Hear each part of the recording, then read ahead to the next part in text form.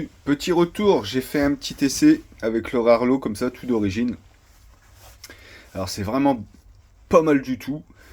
Il y a quelques petites choses qui me chagrinent quand même. Au niveau des amortos, je trouve ça très souple. Donc ce que j'ai fait, c'est que j'ai fait le tarage, je l'ai mis à fond. J'ai durci les amortos et quand on durcit les amortos, dans les virages, on se retourne tout le temps. Donc du coup, j'ai enlevé tout le tarage sur les amortisseurs et là donc c'est très très souple, mais on se retourne plus. Donc c'est très bien. Par contre sur les gros sauts ça claque. Bon, on peut pas tout avoir. Donc voilà. Le SC, le moteur, ça tourne très bien. La batterie c'est une 2200. J'ai dû faire entre 12 et 15 minutes sans tirer dedans, mais pour une 2200 franchement pas mal en 3S. Au niveau de l'ESC, il y a un truc qui me chagrine aussi, c'est au niveau du frein. Quand on freine, ça pile. Une fois qu'on a freiné, un petit coup, même si on lâche, ça freine. Donc ça, il y a un réglage à faire. J'espère pouvoir le faire sans la carte de programmation Rarlo.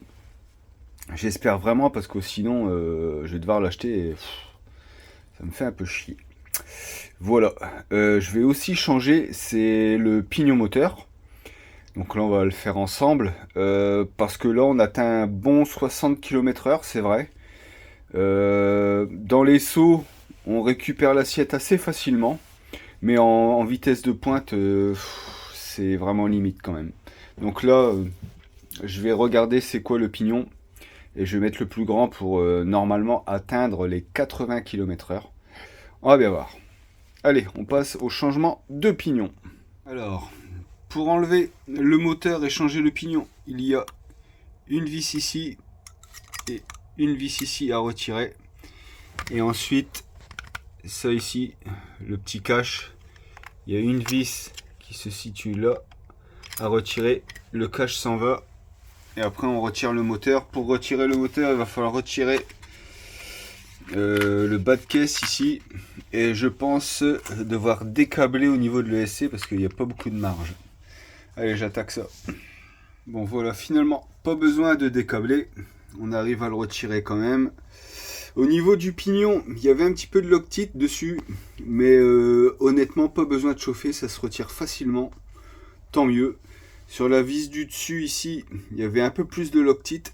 Sur celle-ci, il n'y en avait pas. Donc celle-là, un petit peu plus compliquée, mais ça a été sans chauffer non plus. Donc voilà, j'ai sorti le récepteur parce que je vais essayer une carte de proc dessus. Je vais essayer la Hobby Wing, j'espère que ça va fonctionner. Ou sinon je vais essayer une pour les ESC chinois. Et puis je vais bien voir. Je vous dis quoi après. Donc pour les pignons, là comme ça d'origine on a un 24 dents. Et là je vais mettre un 27 dents. C'est du 48 dp. J'ai essayé avec ces deux cartes, ça ne fonctionne pas. Je suis dégoûté. Donc devoir acheter la carte de programmation Rarlo, ça m'embête. Mais je pense que ça va être obligé parce que franchement au niveau du freinage c'est trop fort. Vous le verrez dans les futures vidéos. C'est un peu abusé. Bon, en plus il n'y a pas de petit bouton de programmation avec l'interrupteur, donc ça c'est pareil. C'est mal foutu. Je suis un petit peu déçu aussi au niveau des pignons et couronnes. C'est vraiment des toutes petites dents. J'aurais pensé mieux quand même. Bon. On verra tout ça par la suite. Comment ça tient dans le temps. Et puis voilà. Allez, la prochaine fois que vous le verrez, ce sera sur une session. À bientôt.